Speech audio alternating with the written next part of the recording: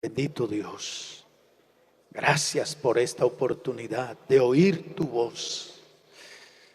Deseamos oírla, Señor. Deseamos ser enseñados. Inspira, dirige con tu Espíritu Santo a este instrumento, a este vaso que has escogido. Háblanos en el nombre de Jesús. Amén.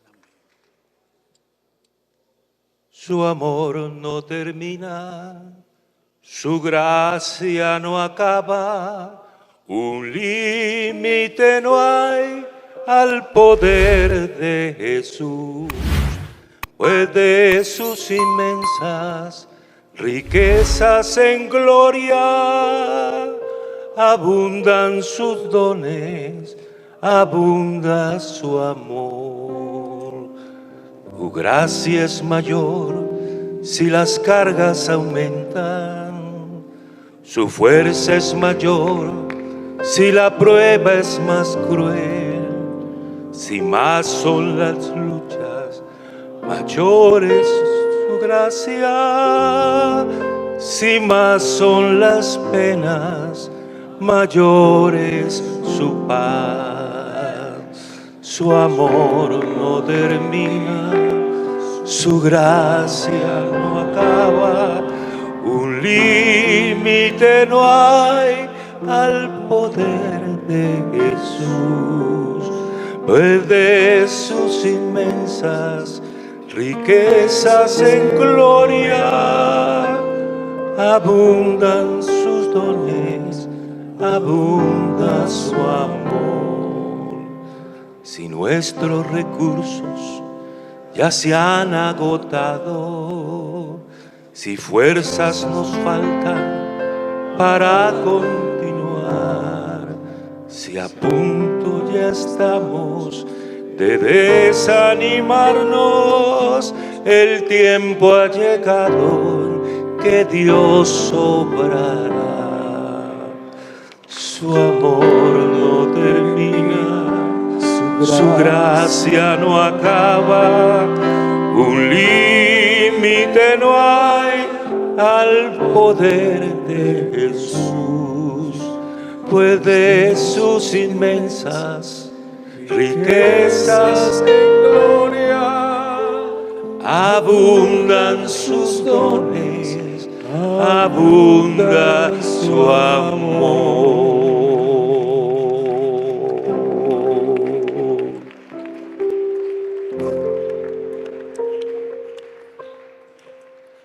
La paz de Cristo, hermanos. Vamos a leer la palabra 2 Corintios 12:15. Entre tanto que se ubican, saludo a mis compañeros del consistorio, a los exmiembros del consistorio, a las delegaciones extranjeras que han venido, a los hermanos de Corpente Unida, a nuestros directivos distritales y a todo el pastorado, los delegados de los diferentes distritos, los hermanos de los oficios que están aquí con nosotros. Saludo especial para todos ellos en el nombre del Señor. Como dice 2 Corintios 12:15, y yo con el mayor placer gastaré lo mío, y aún yo mismo me gastaré del todo por amor de vuestras almas, aunque amándolos más, sea amado menos. Pueden sentarse, hermanos.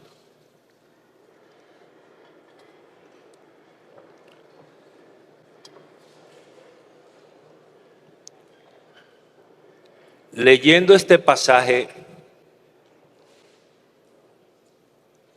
encontré que hay tres maneras de servir. La primera, por obligación. La segunda, por costumbre. Y la tercera, por deleite. Esta última era la manera de servir del apóstol Pablo. También observé que cuando se trata de la vida espiritual, primero yo y segundo el prójimo. La Biblia dice, ten cuidado de ti mismo y de la doctrina pues haciendo esto te salvarás a ti mismo y a los que te oyeren. Pero cuando se trata del servicio, primero el prójimo y después uno mismo. Amarás a tu prójimo como a ti mismo.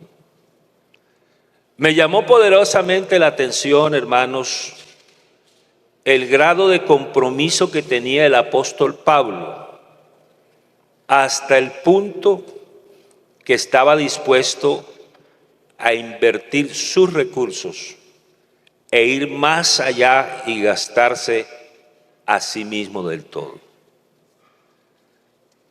Me sugirieron el siguiente título para esta reflexión: comprometidos con Dios. Entonces vamos a hablar de compromiso. Compromiso, alguien dijo que es lo que transforma una promesa en realidad. Es la palabra y la acción de nuestras intenciones. A mí también me ha llamado mucho la atención el hecho que el Señor va más allá de las acciones. Él va hasta las intenciones. Porque pueden haber personas con muy buenas acciones, pero con malas intenciones. Tanto que cuando Pablo le escribe a los Corintios en la primera carta, en el capítulo 4 y versículo 5, dice que llegará el momento en el cual el Señor aclarará lo oculto de las tinieblas y manifestará, y lo dice enfáticamente, las intenciones de los corazones, y entonces cada uno recibirá su alabanza de Dios. Compromiso es hacerse tiempo cuando no lo hay. Compromiso es, como ya lo hemos dicho, cumplir con lo prometido. El verdadero compromiso nace desde nuestro interior. Nosotros tenemos motivos para estar comprometidos. Y yo hago una diferencia, y lo reitero, ya lo he dicho en otras ocasiones, que la motivación es una cosa y el motivo es otra. La motivación es aquello externo que nos mueve a hacer algo. El motivo es lo interno que nos mueve a hacer lo mismo. Nosotros somos muy buenos motivadores. Le decimos al creyente: póngase en pie, cierre los ojos, agache la cabeza, levante sus manos y repita conmigo. Eso es motivar. Pero qué bonito cuando el creyente, sin que usted se lo diga, se ponga en pie, agache la cabeza, levante las manos y diga gloria a Dios. Entonces, el verdadero compromiso nace de nuestro interior y tiene como fundamento el conocimiento y la reflexión. No puede existir el compromiso desde la ignorancia. Cuando aceptamos formalmente un compromiso, se supone que se conocen los aspectos, los alcances, las obligaciones que conllevan. Y quiero afirmar esto, hermanos: los compromisos son parte esencial de la vida comunitaria. Digámoslo de esta manera, del tejido social. No se puede concebir una sociedad sin relación de compromisos. El matrimonio es un compromiso. La relación laboral es un compromiso. La adquisición de algún bien inmueble es un compromiso. Los créditos bancarios son un compromiso. La prestación de servicios son un compromiso. Usted se imagina, hermano, ¿qué pasaría en una ceremonia de bodas si al preguntar al ministro a los contrayentes si se comprometen a ser fieles y ella o él respondieran que no se comprometen? ¿Habría matrimonio? ¿Habría bendición nupcial? Por supuesto que no. Y yo pregunto, ¿quién de nosotros no ha hecho un contrato alguna vez en la vida y se ha comprometido? ¿Usted cree que el banco le prestaría a usted si no se comprometiera a pagar? Si al pretender arrendar un inmueble, su potencial arrendador no se compromete a pagar cumplidamente. Digámoslo de esta manera, es imposible vivir sin comprometernos. ¿Cuándo empiezan las dificultades? En el matrimonio, con la empresa, con el banco. ¿No es acaso cuando no se cumplen los compromisos? Pero hermanos, el origen de los compromisos está en la Biblia. Nuestro Dios es un Dios de compromisos, de pactos. Su trato con el ser humano siempre ha establecido ese tipo de relación.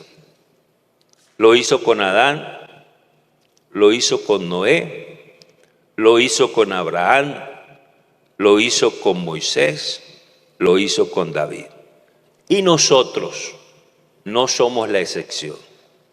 Estamos comprometidos por el nuevo pacto, establecido con la muerte y resurrección de Jesús. Estamos comprometidos también nosotros, hablando de nosotros, por el llamado que Él nos ha hecho para ser ministros. El Evangelio es un pacto en el cual las partes son Él y nosotros, que hemos accedido al mismo por la fe. Tenemos todas las herramientas, por llamarlo de alguna manera, o todos los recursos para cumplir nuestros compromisos. Tenemos corazón nuevo, tenemos espíritu nuevo, tenemos mente nueva. Y eso gracias a nuestro Dios. De tal manera que la fidelidad a los compromisos en todos los casos son algo esencial. Hay que decir que nuestro Señor ha cumplido todos sus compromisos. Ya les había dicho que el compromiso comienza en el corazón y se prueba con la acción. Casi siempre la falta de compromiso se debe a descuidos voluntarios, pero principalmente a la ignorancia, a la falta de sensibilidad, al egoísmo y a la comodidad. Descartemos la ignorancia, porque hemos tenido bastante enseñanza. Diplomados, seminarios, talleres, predicaciones, enseñanzas, congresos, foros, conversatorios, paneles, instituto bíblico, carreras universitarias, teología, etcétera y etcétera. De manera que por conocimiento no fallamos nosotros, porque lo tenemos, ni por ignorancia.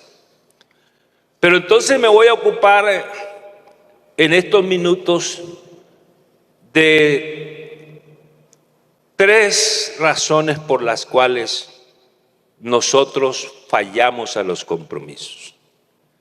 La primera, la falta de sensibilidad. La iglesia en Éfeso, la Biblia le plantea al lector acerca de esa iglesia algunas cualidades: arduo trabajo, paciencia respecto al arduo trabajo, que no podía soportar a los malos, que había probado a los que se dicen ser apóstoles y no lo son, que habían sufrido, que tenían paciencia respecto al sufrimiento, que no habían desmayado. Pero, y aquí viene el pero, tengo contra ti. Esto no era para la iglesia, era para el ángel de la iglesia. Tengo contra ti, es decir, una alusión personal, que has dejado tu primer amor. El primer amor, cuando el Señor era el primero, cuando no se buscaba lo suyo propio,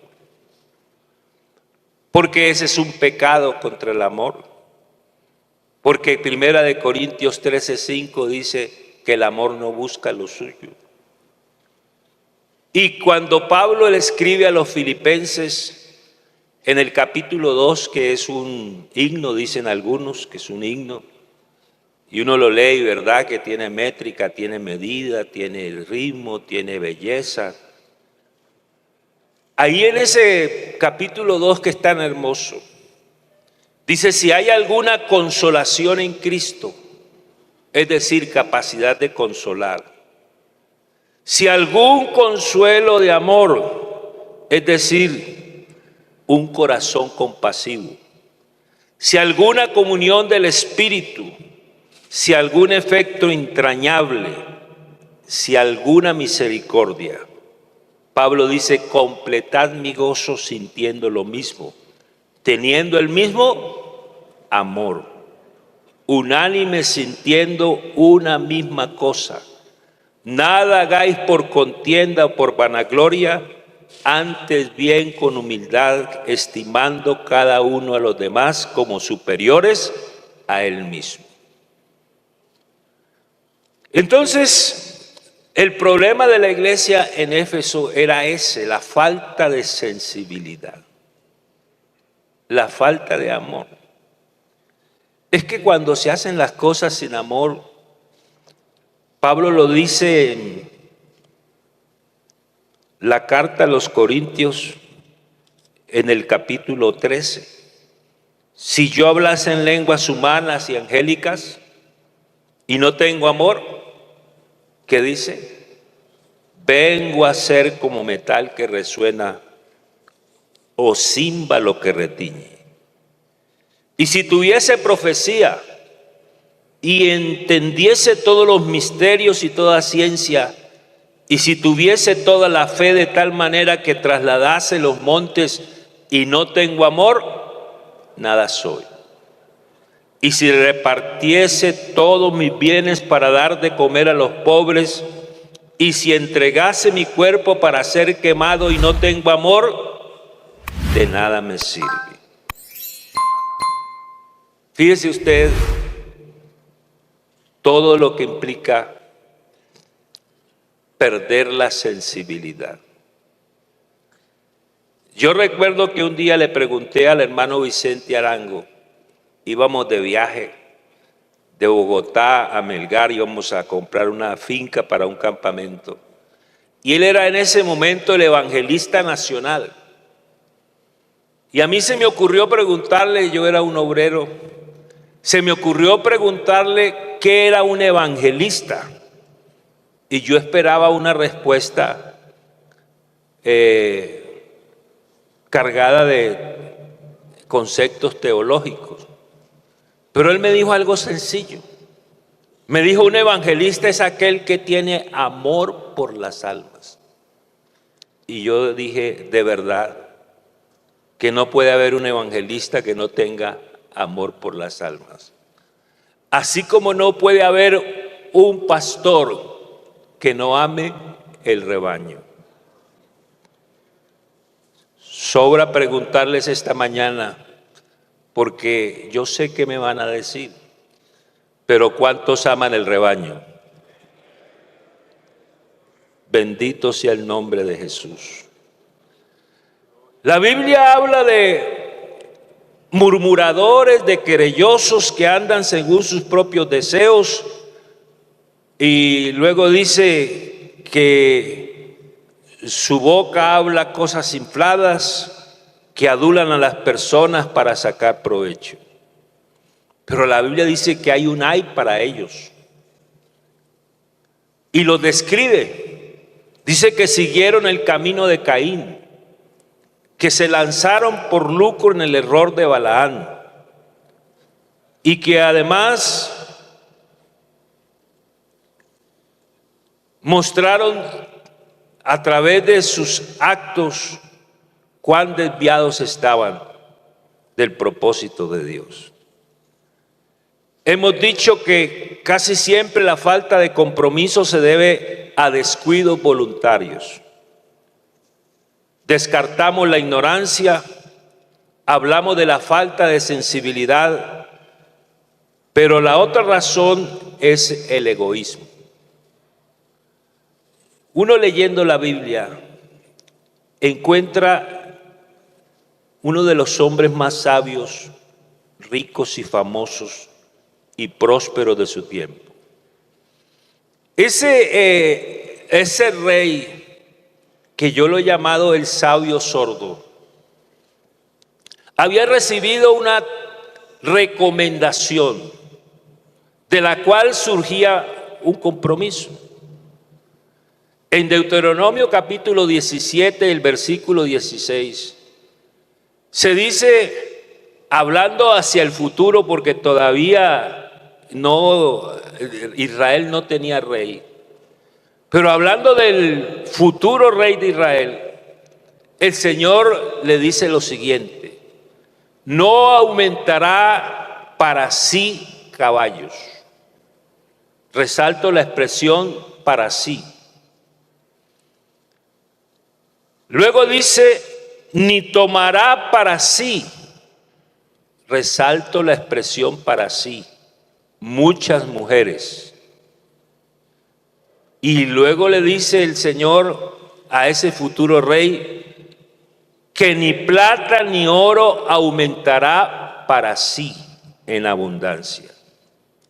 Lo que sí tenía que hacer este rey es que cuando se sentara en su trono, el trono de su reino, entonces tenía que escribir para sí en un libro la copia de esta ley, del original que está al cuidado de los sacerdotes, y lo tendrá consigo y leerá en él todos los días de su vida, para que aprenda a temer a Jehová su Dios, para guardar todas las palabras de esta ley y estos estatutos, y para ponerlos por obra, para que no se eleve su corazón sobre sus hermanos, ni se aparte del mandamiento a diestra ni a siniestra, a fin de que se prolonguen sus días en su reino, él y sus hijos en medio de Israel.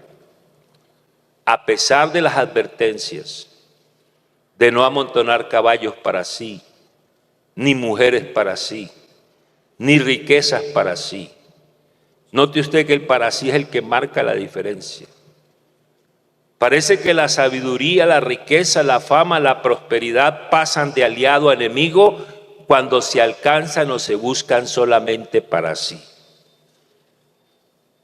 Yo me tomé el trabajo de hacer la cuenta de cuánto dinero había recibido este sabio sordo de renta al año, y encontré la astronómica cifra de 1,870 millones de pesos. Tenía unos escudos de oro costosísimos, 200 en total, y cada escudo valía 500 millones de pesos. Tenía la mejor comida, el mejor vestido, la más cuantiosa ofrenda, el más inteligente, el más famoso, el hombre más regalado. Le dieron un regalo de 340 billones de pesos. El hombre de los 1,400 carros, de los 12,000 jinetes, pero no oye la amonestación, el compromiso que tenía con el Señor. Entonces, el egoísmo es un peligro. Y yo diría que más que un peligro, es una enfermedad. Que Dios nos libre, que Dios nos guarde, que Dios nos ayude, que sea Dios con nosotros y nos libre del egoísmo. Porque la Biblia sí habla de hombres que no sirvieron a nuestro Señor Jesucristo, y lo dice de una manera muy cruda, sino a sus propios vientres. Pero la exhortación bíblica apunta a que nadie busque su propio bien, sino el del otro.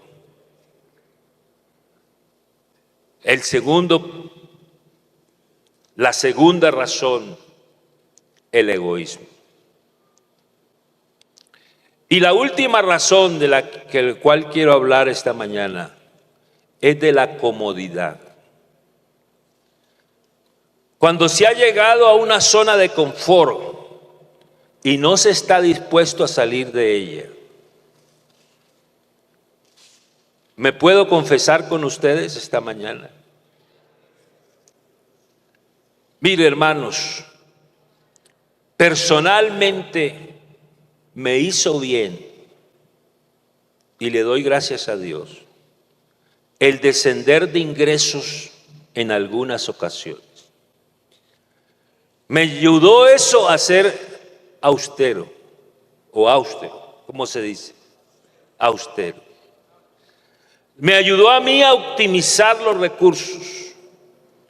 Me ayudó, valga la redundancia, a ser recursivo, a evitar los gastos superfluos. Me ayudó, me sirvió.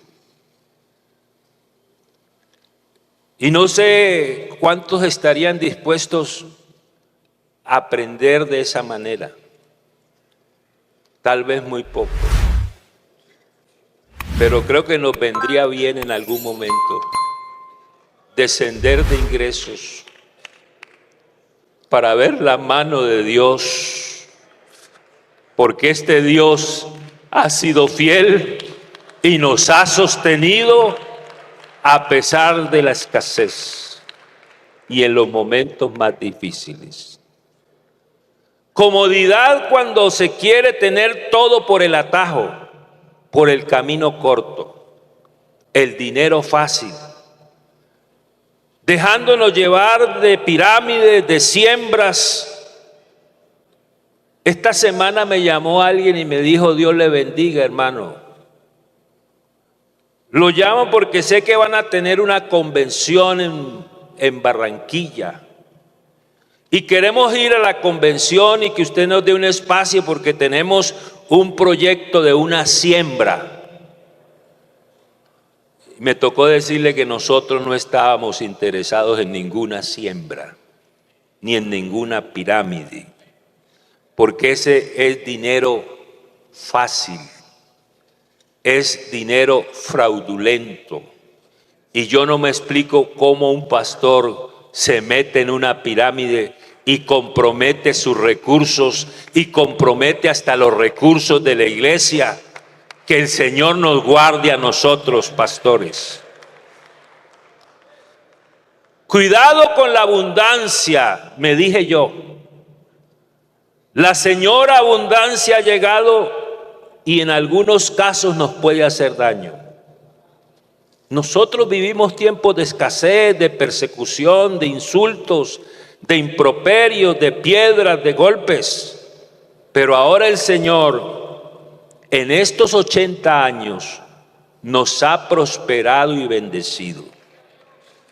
En todo, la economía, el conocimiento.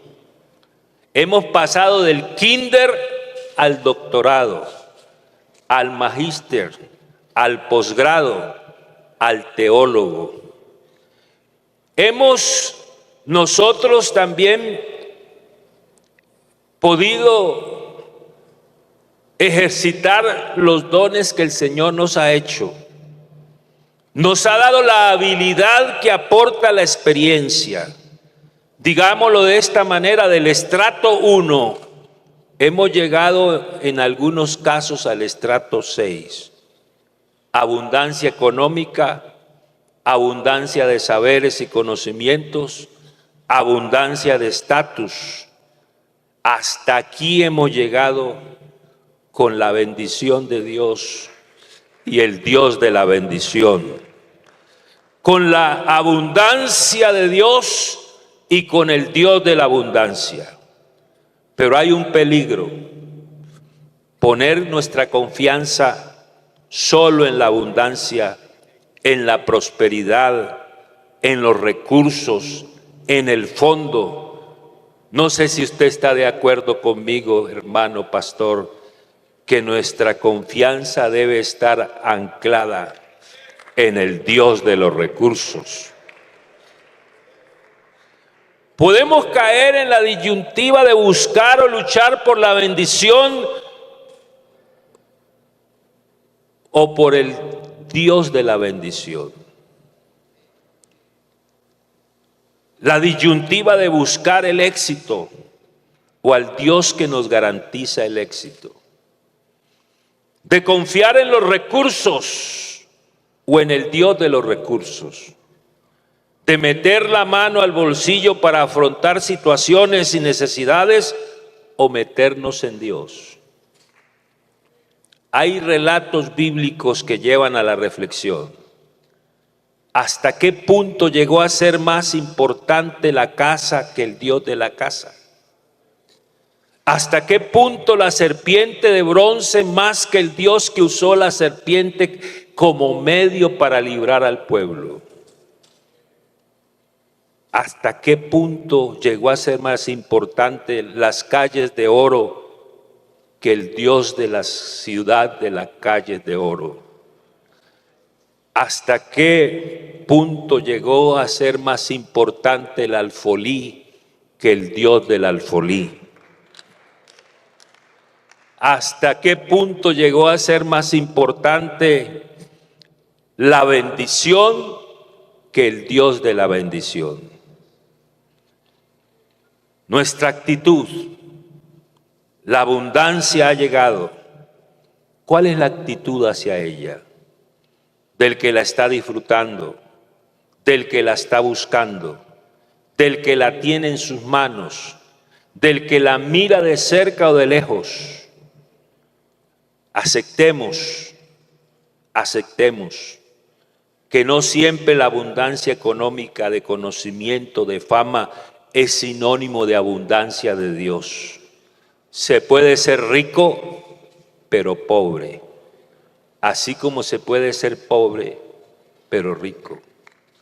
¿Será que todo vale en aras de alcanzar la abundancia, el éxito o el reconocimiento? ¿Qué es lo que hace una iglesia buena? ¿Y qué es lo que hace una iglesia mala? Recuerdo cuando yo estaba en el Porvenir que alguien vino y me dijo: hermano, usted se merece una iglesia buena. Y le dije: ¿y es que acaso en la que estoy no es buena? ¿La iglesia es buena porque tiene buenos recursos? ¿O la iglesia es buena porque es la iglesia del Señor?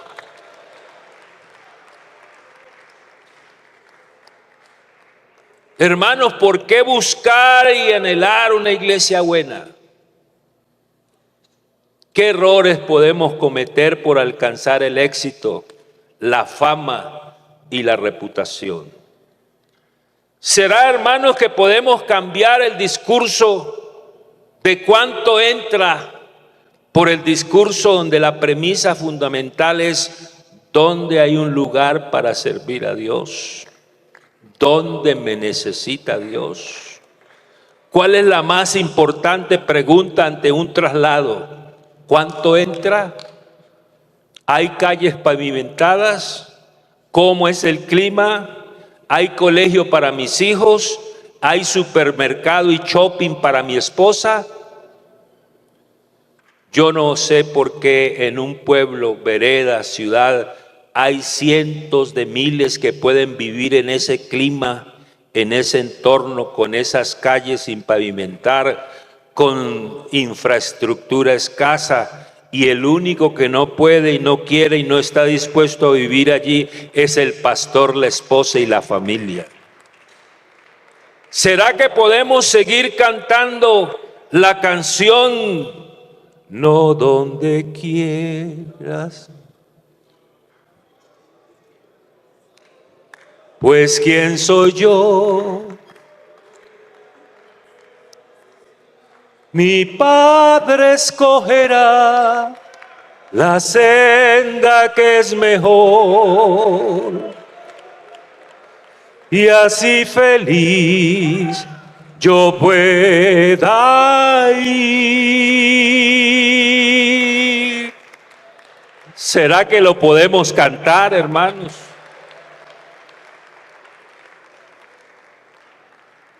¿Será que ante la escasez nos consagramos y ante la abundancia nos relajamos? ¿Será posible disfrazar las ambiciones con las ropas de la visión? ¿Hasta dónde la expresión Dios se merece lo mejor enmascara el deseo y la idea de hacer méritos para alcanzar la fama, el éxito o el reconocimiento propio? Comodidad. Cuando se ministra y se administra de manera mecánica o basado solo en la habilidad que nos aportan los dones otorgados por el Señor. Comodidad cuando se deja la congregación en manos de un joven asistente a quien se le aporta un mínimo mientras nos dedicamos a aceptar invitaciones, a viajar de aquí a allá, a atender asuntos que poco o nada tienen que ver con la obra de Dios. Hermanos, pastores, si no nos mató la escasez, que no nos mate la abundancia.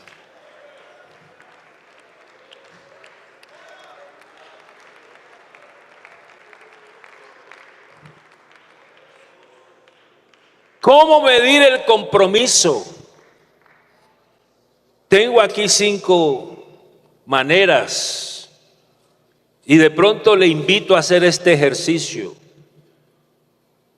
Es que un día usted se siente, tome lápiz y papel y se pregunte, ¿cómo gasto mi dinero? ¿Dónde lo gasto? ¿A quién dedico mi tiempo?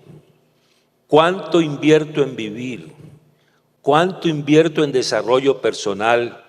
¿Y cuánto invierto en dar? 2, ¿por qué valdría la pena morir?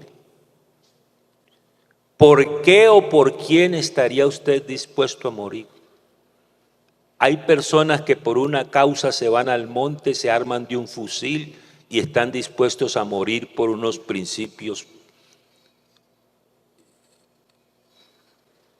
Y yo me pregunto, ¿y nosotros estaríamos dispuestos a morir por causa de nuestro Dios?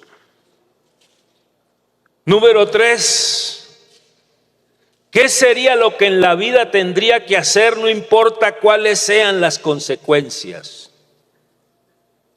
Número 4, ¿mis acciones concuerdan con mis ideales? Número 5, ¿mis planes son hechos pensando en el beneficio de la obra? Hermanos, si hay algo que nos trae beneficios, es estar comprometidos con Dios. Cumplimos el verdadero propósito de nuestra vida. Vivimos para Él. Es que hay 2 formas de vivir. Vivir para sí o vivir para aquel que murió y resucitó por nosotros. Invertimos en lo mejor. Tenemos la confianza de su compañía y como si fuera poco, tenemos recompensa divina.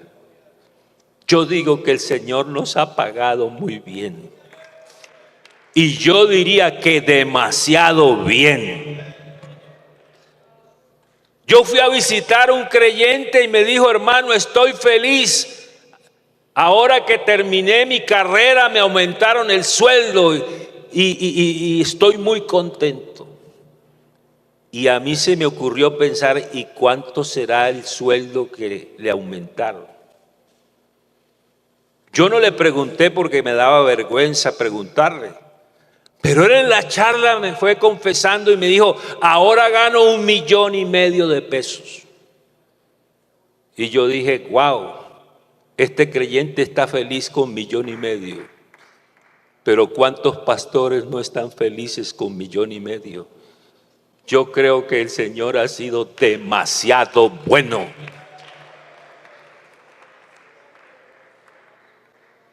Demasiado bueno. Tenemos un Dios que se comprometió. Cuando se cumplió el tiempo en que habría de ser recibido arriba, mire lo que dice la Biblia: afirmó su rostro. Ese afirmar el rostro me habla a mí de una decisión firme para ir a Jerusalén. Y él mismo lo dijo: he aquí subimos a Jerusalén y el Hijo del Hombre será entregado a los principales sacerdotes, a los escribas, le condenarán a muerte y lo entregarán a los gentiles. Pero él afirmó su rostro. Lo escupieron, lo golpearon, lo hirieron y respondió al agravio: no. ¿Por qué? Porque estaba comprometido. Él se dijo a sí mismo: yo tengo un compromiso. Yo prometí salvarlos y los voy a salvar por encima de todos. El Dios que yo les estoy predicando y que es el Dios nuestro, dejó su trono de gloria. Y yo me pregunto: ¿y qué dejamos nosotros? Prometió salvarnos, sanarnos, librarnos del pecado, de la influencia del pecado, de la muerte, y prometió que viene a llevarnos. Déjeme poner con letras mayúsculas esta frase y la quiero resaltar entre ustedes: qué Dios tan grande que tenemos.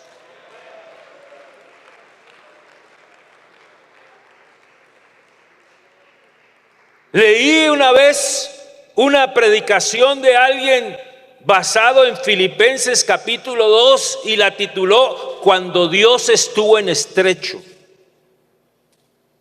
Es decir, cuando Él se vistió de carne. Pero yo diría, cuando nosotros estamos en estrecho. Porque la Biblia dice que haya pues en vosotros este sentir que hubo también en Cristo Jesús, el cual siendo en forma de Dios, ¿qué hizo? Hizo una valoración y no estimó el ser igual a Dios como cosa a que aferrarse, sino que se despojó a sí mismo, tomando forma de siervo, hecho semejante a los hombres, y estando en la condición de hombre, se humilló a sí mismo, haciéndose obediente. La máxima autoridad del universo, haciéndose obediente. Hasta la muerte. Y no cualquier muerte. Muerte de cruz. Y así como ha sido grande su humillación, así es de grande su exaltación. Por lo cual Dios también le exaltó hasta lo sumo y le dio un nombre que es sobre todo nombre, para que en el nombre de Jesús se doble toda rodilla, arriba en el cielo abajo en la tierra y debajo de la tierra, y toda lengua confiese que Jesucristo es el Señor, para gloria de Dios Padre.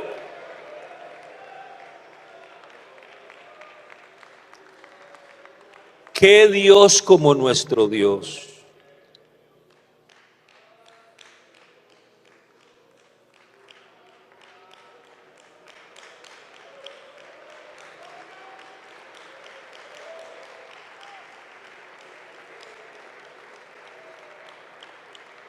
¿Ustedes conocen la historia de Ann Shapiro?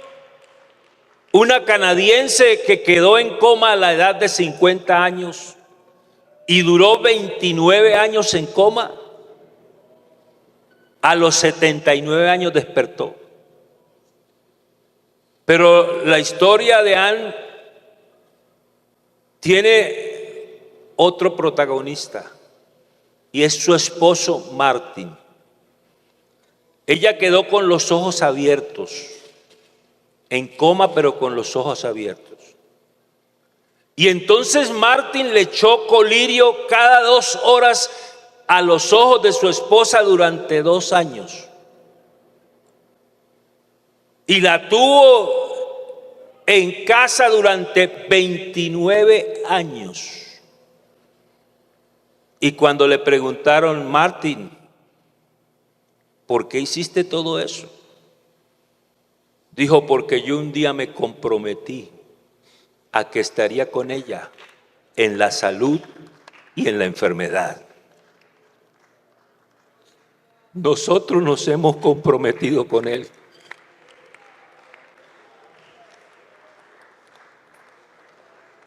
Si le hemos fallado, la alternativa bíblica es: recuerda por tanto de dónde has caído.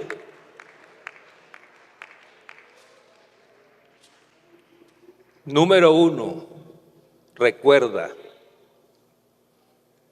Los invito a recordar. Segundo, arrepiéntete. Tercero, haz las primeras obras, pues si no, vendré pronto a ti y quitaré tu candelero de su lugar si no te hubieres arrepentido. Estamos comprometidos. ¿Por quién es Él? Él es fiel. He dicho, pastores, que Él es fiel. Y repito esta mañana con todo el énfasis, y lleno mi boca y lleno mis pulmones para decir que este Dios es fiel. ¡Aleluya!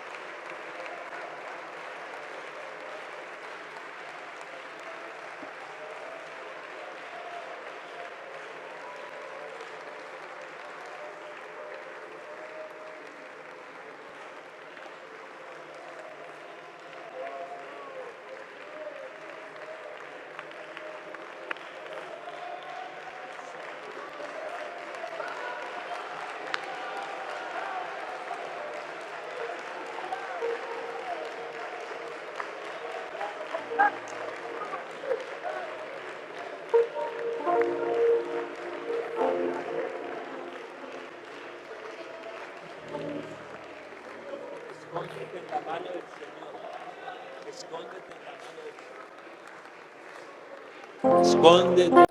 Dios te bendiga. Si este contenido ha sido de bendición, no olvides dejar tu like y ayudarnos compartiendo este contenido. De verdad, mi estimado oyente, que nos ayudas mucho cuando compartes nuestro contenido y cuando dejas tu dedito arriba. Que el Señor te bendiga. Diablo ni hombre ni nada creado